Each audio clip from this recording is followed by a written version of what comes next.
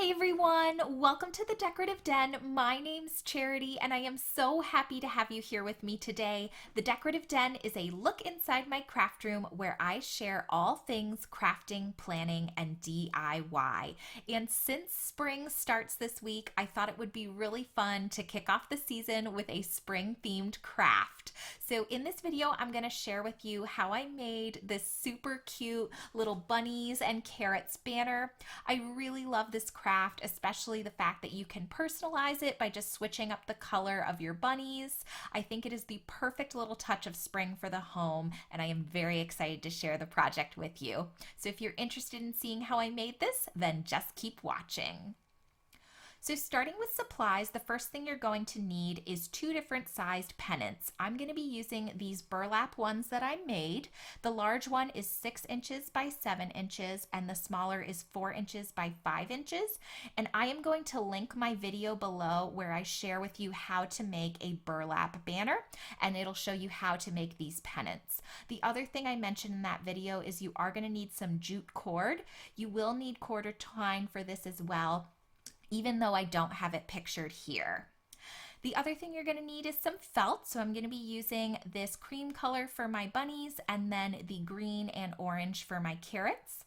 You're also going to need either some buttons or some pom-poms for your bunny tails. And then for tools, we're going to be using a pair of scissors, some hot glue, and some kind of writing utensil. So either a marker or a pencil, whatever you feel comfortable tracing with. In addition to these supplies, the other thing you're going to need is this freebie template, which I have linked below. And when you print this, I suggest printing it out on cardstock or some type of heavy-duty paper, since we will be using these shapes as templates that we are going to trace. The other thing to think about when printing is just making sure that your printer is scaled at 100% or printing at actual size, and that will just help ensure that these shapes fit those size pennants that I mentioned earlier. So you're just going to go through and cut out all 3 of the shapes on the template. And once everything's cut out, we're going to move on to actually tracing out our felt shapes. And so I'm using a marker right now for this, which I think markers are really nice because they leave nice bold lines that are very easy to see, especially on the darker colored felt like this green felt I'm using now. However, pencils can also be really nice, and I have used them for this step before. They leave a much more subtle line, which is nice since it's less obvious in your finished product that you did some tracing, and so it can make that finished banner look a little cleaner, a little neater. But again, it really just is personal preference. So once I have everything traced out, the next step is to go through and cut out my shapes. And when I'm doing this, I really try to cut inside of that traced line, so that way my marker or pencil marks are all on the scrap fabric and I have as little markings as possible on my actual little felt applique that I'll be adding to the banner. Now, the number of felt shapes and just the number of pennants on your banner will all depend on the length of banner you're making, and that is totally personal preference, just based on where you would like to display your banner and how you would like it to look.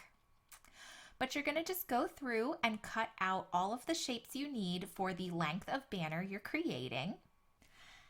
And then once that's done, we're going to move on to actually gluing down our felt pieces.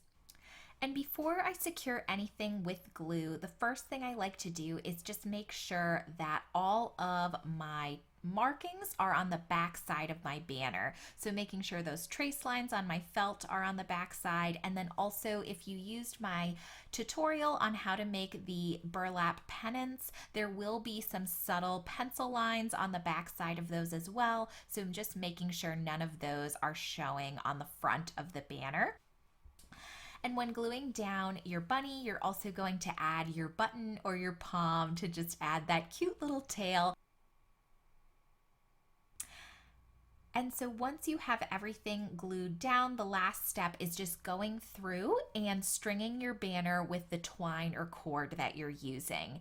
And I do share in my burlap banner tutorial linked below more in-depth ways you can string those pennants. But that's it, guys. This is the finished product. I really love this banner. I'm going to be displaying this one in my craft room to add just a little touch of spring. I think it is so cute, and I love that it's something that you can really easily personalize. You could use this template to make an all carrot banner, an all bunny banner. You can switch up the colors or the order that you display them in. It is a really fun project and one that I really hope you enjoyed. If you did, please hit the like button for me so I know, and I will make other projects like this in the future.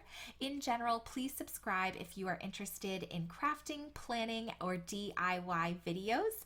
And thank you so much for watching, guys. I really appreciate having you here, and I will catch you in the next video. Bye!